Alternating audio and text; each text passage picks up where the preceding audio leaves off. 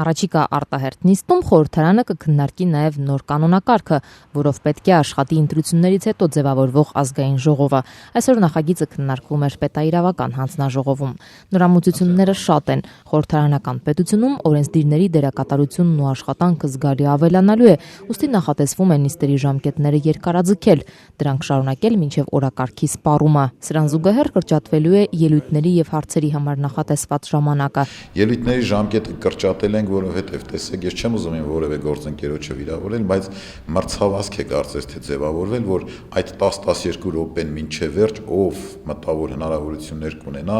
որպեսզի խոսել։ Հովհաննես Սահակյանը նշեց նաև, որ որոշել են հանել խմբակցություններից դուրս գալու արգելքը։ Այժմ ազգային ժողովի կանոնակարգ օրենքի համաձայն խմբակցությունը լքել եւ պատգամավորական մանդատը պահպանել կարող են միայն մեծամասնական ընտրակարգով ընտրված պատգամավորները եւ համամասնական ցուցակում ընդգրկված միայն առաջին 3 համարները։ Համամասնական ընտրակարգով ընտրված մյուս պատգամավորները կզրկվեն իրենց մանդատներից, եթե որոշեն լքել հարազատ խմբակցությունը։ Նոր կանոնակարգով առաջարկվում է հանել այդ արգելքը։ Սա էլի մնալու է քաղաքական ուժերի համար պրոբլեմ։ Ես ուզում եմ հասկանալ, դուրս գալուց հետո պատգամավորը ինչ կարգավիճակ ունի, այսինքն ինչ իրավունքներից կարող է օգտվել կամ չօգտվել, եւ նրա մանդատը պահպանվում է թե ոչ։ Ունենք խմբակցություն, երբ որ իրենք ընդդիմադիր դաշտով եկել են, որոշում են կայացնում այսպիսի գործելավոճ եւ 1-2 պատգամավոր լրիվ այլ չեն էլ խոսում իրար հետ, լավ, այսպես ձևակերպեմ, նույնիսկ պարզ մարդկային չեն հարաբերվում։ Ինչ իմաստ ունել մնա այդ խմբակցությունում, եթե դե ֆակտո խմբակցություն չկա։ Դրա համար այդ նորմերը սահմանել են, որպեսզի նաև այն պատգամավորները, ովքեր չեն ենթարկվում խմբակցության կարգ-կանոնին, որպես այդպեսին կարողանա խմբակցությունը որոշակի միջոցառումներ ձեռնարկի։ Իսկ մանդատը չի կարող զրկվել, որովհետև ուղղակի քաղաքացի սահմանադրություն։ Խորհրդարանական երկիր է դառնում ու պատկերացրեք պատգամավորները կարող են դուրս գալ խմբակցություններից, քվեարկել ինչ-որ ուժի հետ, եւ այդտեղ վարչապետի լինելիության հաստատալ։ Դրա համար վարչապետի ընտրությունը բաց քվեարկությամբ է անհատական, որպեսզի նաև խմբակցությունը երբ որ որոշում է կայացնում, նաև տեսնեն թե ինչպիսի ընտրություն է իրականացվում։ Նոր կանոնակարգով ազգային ժողովի նախագահը 2-ի փոխարեն 3 տեղակալ կունենա, որից մեկը ընդդիմադիր։ Բարգավաճ Հայաստան խմբակցությունից Լովա Խաչատրյանը ճշտեց, իսկ խոսափողն անջատելու իրավունքն ում է վերապահվելու։ Այսօրվա խորհրդարանում մենք տեսնում ենք, ում ուզում մեկնաբանում են, ում ուզում կնոպկեն անջատում միացնում են։ Մենք բազմիցս եղել ենք տարբեր խորհրդարաններում եղել ենք,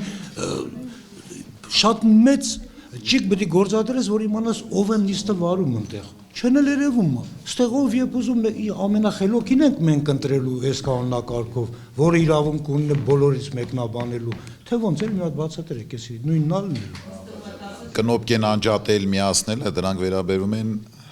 ընթացակարգին, քննարկմանը։ Կարևոր փոփոխություններից է նաև քննիչ հանձնաժողովներ ստեղծելու հնարավորությունը ըստ կանոնակարգի պատգամավորների առնվազն 1/4 պահանջով կարող է քննիչ հանձնաժողով ստեղծվել հանրային հետաքրքրություն ներկայացնող հարցերի վերաբերյալ փաստերը պարզելու եւ դրանք ազգային ժողով ներկայացնելու համար։ ՀԱԿ խմբակցությունից Գագիկ Ջհանգիրյանը նկատեց, գերմանական օրինակն է վերցվել, սակայն այնտեղ այդ մարմինը լայն լիազորություններ ունի քրեական դատավարությանն առնչվող։ Արդարադատության նախարարը հակադարձեց Հայաստանի սահմանադրության մեջ նման բան ամրագրված չէ։ Սահմանադրության մեջ որ գրածն է կգրենք։ Չէ,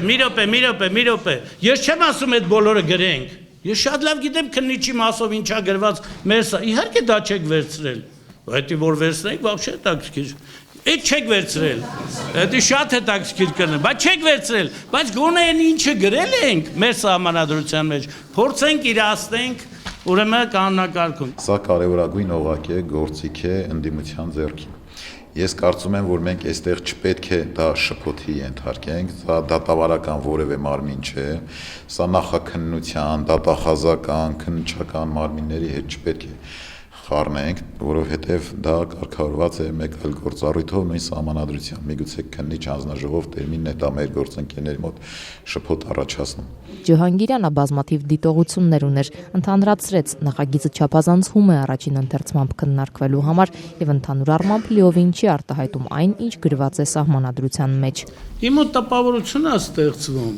որ մենք սահմանադրությամբ ազգային ժողովին բավական լուրջ դերակատարումներ ենք վերապահել։ Հիմա էլ ընկել ենք կրակը ձեռքը կամ ձեռքը կրակն ենք ընկել։ Հիմա կանոնակարգով ուզում ենք այդ դերակատարումները կամ լիազորությունները սահմանափակ են։